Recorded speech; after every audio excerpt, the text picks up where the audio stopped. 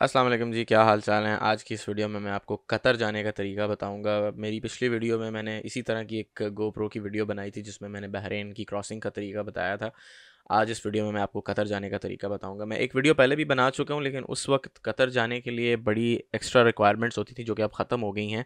वो सब रिक्वायरमेंट्स जो थी वो कतर ने फ़ीफ़ा वर्ल्ड कप की वजह से लगाई हुई थी, क्योंकि बहुत सारे लोगों ने आना था, क्योंकि अब फ़ीफ़ा वर्ल्ड कप ख़त्म हो चुका है और टूरिस्ट के लिए कंट्री जो है वो कम्प्लीटली दोबारा ओपन हो चुका है और बड़ा ही आसान तरीका है कतर जाने का। Regardless of your nationality, Qatar ने तकरीबन 85 नेशनैलिटीज़ को वीज़ा फ्री एंट्री दी हुई है अप टू 30 डेज़। तो आप ये कर सकते हैं कि आप कतर जा सकते हैं अपने विज़िट वीज़ा की एक्सटेंशन के लिए, जो कि इस वक्त बहुत सारे लोगों का एक प्रॉब्लम भी है। बजाय इसके कि आप बहरीन का वीज़ा लें तकरीबन 200-250 रियाल का, मैं आपको कतर का तरीका बता देता हूँ, जहाँ पे आपका ख़र्चा तकरीबन शायद बहरीन वाला ही हो जाएगा, लेकिन आपका एक मेमोरेबल ट्रिप भी हो जाएगा, एक एक्स्ट्रा कंट्री भी आप विज़िट कर लेंगे और आपका विज़िट वीज़ा भी एक्सटेंड हो जाएगा। अब ऐसा है कि कतर जाने के लिए आपको दो बहुत ज़रूरी चीज़ों की रिक्वायरमेंट है, वो मैं आपको थोड़ी देर में बताता हूँ, लेकिन उससे पहले मैं आपको रास्ते समझा देता हूँ कि आप कतर किस तरह जा सकते हैं। अगर तो आप दमाम, खुबर, जुबैल वाली साइड से जा रहे हैं तो यहाँ के लोगों को पता होगा कि हाफ मून बे, जो हाफ मून बीच है, वो रोड सीधा सलवा को जाता है। जब जब आप हाफ मून बीच पे पहुँचेंगे तो हाफ मून बीच से आप सीधा राइट वाली साइड पे, जब अगर आप सीधा चलते जाएंगे सिटी वाली साइड पे नहीं, ऑन दी अपोजिट साइड, तो वो रोड आपको सीधा सलवा तक लेके चला जाएगा। वो रोड आपको सीधा लेकर जाएगा ओकेर तक। ओकेर से फिर आपने राइट टर्न लेना है, क्योंकि ओकेर से आगे जो रोड सीधा है वो अभी बन रहा है, वो कुछ अरसे तक बन जाएगा, तो हमारा तकरीबन 1 घंटे का सफ़र जो है कतर का और कम हो जाएगा। ओकेर से आपने राइट टर्न लेना है। राइट टर्न लेने के बाद आप हफूफ तक पहुंचेंगे, लेकिन आपने हफूफ एंटर नहीं करना। हफूफ से ही आपने एक अदद लेफ़्ट टर्न ले लेना है। लेफ़्ट टर्न लेके आप सीधा जो रोड जाएगा वो सीधा आपके सलवा तक पहुंचाएगा। सलवा जो है वो सलवा एक छोटा सा टाउन है कतर बॉर्डर के पास, और सलवा पोर्ट ही जो है वो ही कतर को लगता है। जो लोग जद्दा वाली और रियाद वाली साइड से आ रहे हैं या जो वेस्ट वाली साइड से आ रहे हैं, उनके लिए रास्ता ये है कि वो रियाद के बाद खर्ज एंटर हों। खर्ज के बाद आगे से वो बतहा का रोड पकड़ें और बतहा के रोड से फिर बतहा के पास से वो लेफ़्ट टर्न ले लें। तकरीबन 40 मिनट्स की ड्राइव के बाद आपको सलवा मिल जाएगा। या फिर आप दोबारा से आप उसी तरह हफूफ वाला रियाद से जो हफूफ का रोड है, आप हफूफ पहुँचें और हफूफ से क्रॉस करके आप सीधा सलवा आ जाएं। ये दोनों रोड आपको बड़ा आसानी से आपको पहुंचा सकते हैं जो जद्दा और रियाद वाली साइड से आना चाहते हैं। कतर जाने के लिए दो बहुत ज़रूरी चीज़ें हैं। वो ये हैं कि आपको एक होटल की बुकिंग चाहिए, जो कि एक स्पेसिफ़िक वेबसाइट है discoverqatar.qa। आपने ये होटल की बुकिंग इसी वेबसाइट से बुक करनी है। प्रो टिप आपको मैं यहाँ ये दे देता हूँ कि इस वेबसाइट के ऊपर होटल्स की ज़्यादा इन्फॉर्मेशन अवेलेबल नहीं है। तो आपसे गुजारिश ये है कि आपने जब भी कोई होटल बुक करना है तो किसी और वेबसाइट के ऊपर उस होटल की जो इन्फॉर्मेशन है वो ठीक ठाक अपने तरीके से छानबीन कर लीजिएगा कि वो आपका होटल आपकी रिक्वायरमेंट पूरी करता है या नहीं। जो होटल मैंने बुक किया था उसमें गाड़ी की पार्किंग का बड़ा इशू था, तो अनफॉर्चुनेटली मैं वहाँ रुक नहीं सका, मेरे पैसे भी ज़ाया हुए। तो इस वजह से मैं आपको ये सजेस्ट करूँगा कि आप पहले होटल्स की इन्फॉर्मेशन किसी और वेबसाइट पे देख लें, क्योंकि डिस्कवर कतर के ऊपर ये अवेलेबल नहीं है।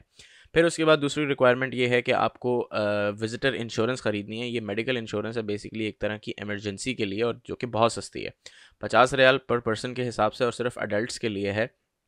जो 13 साल से या 12 साल से ऊपर के लोग हैं, उनके लिए ये 50 रियाल पर हेड इंश्योरेंस है। 50 कतरी रियाल पर हेड इंश्योरेंस है। इसका लिंक आपके सामने भी आ रहा होगा, ये वीडियो के डिस्क्रिप्शन में भी मौजूद है। ये मिनिस्ट्री ऑफ हेल्थ कतर का लिंक है, जो कि ऑफिशियल लिंक है। यहाँ से आप जाके जितनी भी कंपनीज जो ये हेल्थ इंश्योरेंस प्रोवाइड कर रही हैं, उनका लिंक उनकी वेबसाइट्स पे आप जा सकते हैं, जाके अपनी डिटेल्स डाल सकते हैं और वहाँ से ये इंश्योरेंस जो है वो आप परचेज़ कर सकते हैं। इन दोनों चीज़ों का प्रिंट आउट आपके पास होना चाहिए। और ये डिस्कवर कतर की जो रिक्वायरमेंट है होटल की, ये सिर्फ इंडियंस, पाकिस्तानी, श्रीलंकन्स और इरानियंस के लिए है, बाकी नेशनैलिटीज़ के लिए नहीं है। बांग्लादेशीज़ का I am not sure if they have the visa free entry, लेकिन इसके लिए आपको जो है कतर एयरवेज़ की वेबसाइट पे या डिस्कवर कतर की वेबसाइट पे जाके या visit Qatar dot Q A की वेबसाइट पे जाकर आपको देखना पड़ेगा। अब जनाब ऐसा है कि आपने अपनी सारी रिक्वायरमेंट्स पूरी कर ली हैं और अब आप कतर के बॉर्डर पे पहुंच आए हैं। ये आप जो मनाजिर देख रहे हैं ये सलवा पोर्ट के हैं, जो सऊदी साइड पे है। अब मैं इस वक्त यहाँ पर बॉर्डर की तरफ बढ़ रहा हूँ, जो कि कतर का बॉर्डर है।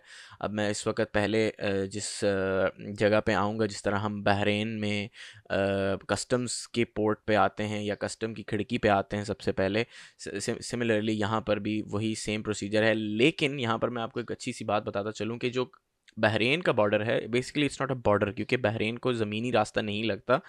बहरीन को जो रास्ता लगता है वो है एक ब्रिज, तो उसको इसलिए कॉजवे बोला जाता है।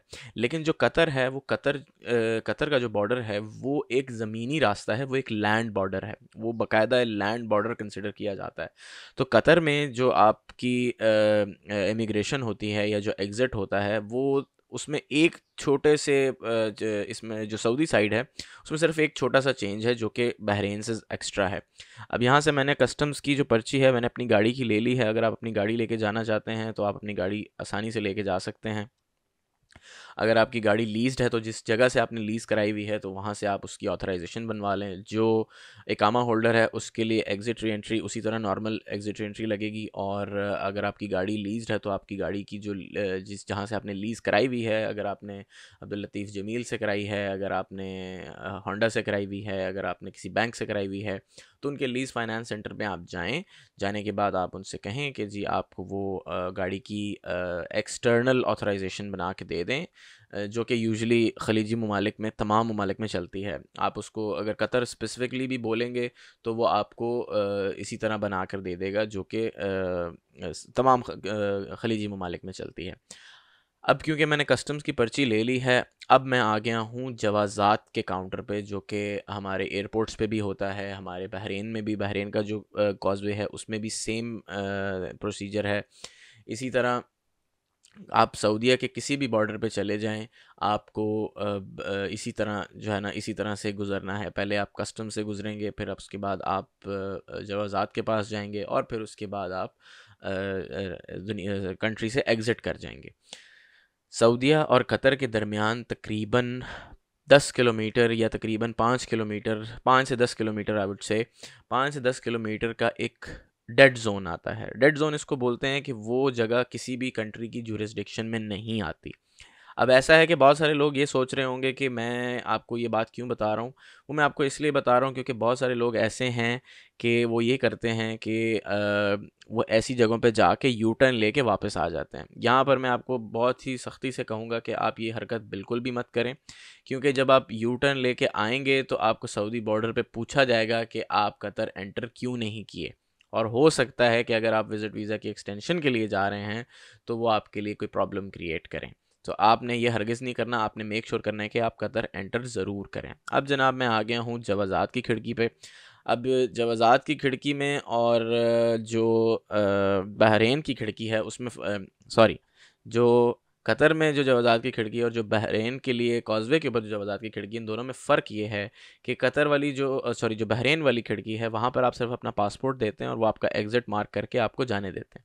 लेकिन यहाँ पर बेसिकली होता ये है कि यहाँ पर आपको फिंगरप्रिंट भी लगाने होते हैं। जी हाँ, जिस तरह आप एयरपोर्ट पे लगाते हैं।